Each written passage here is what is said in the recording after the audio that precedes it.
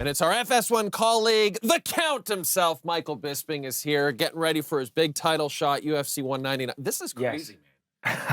You've been waiting a decade, nearly a decade for a title shot. Do you feel like, are you disappointed you only get the 2 weeks to prepare for it? Mixed emotions. Right now, I'm completely fine with it. But when I first found out, I was actually walking into a gym to go lift some weights, just, just a little casual workout, and my phone started going insane, and then I found out I was fighting for the title, and I was like, whoa, crap, never mind the weights, let's go run. I need to get some conditioning. So I went, took off from the gym.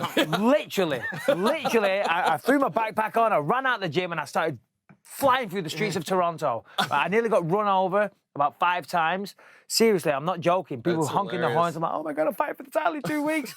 And I was running, and I was thinking, I don't believe this. This is just my luck. I've wanted this for so long, and I've got it on 2 weeks' notice.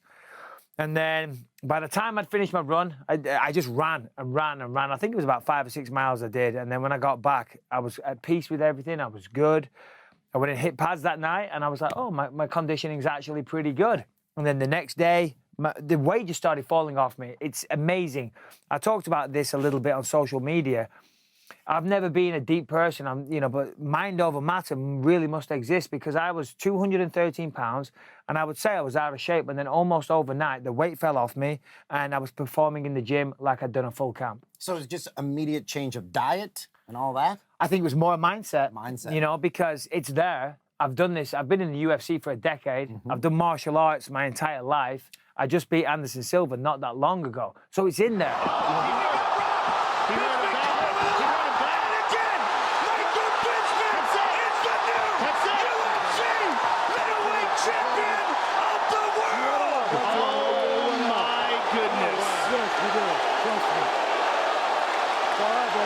Oh my goodness.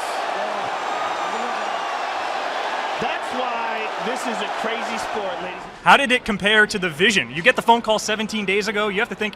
No. I called them.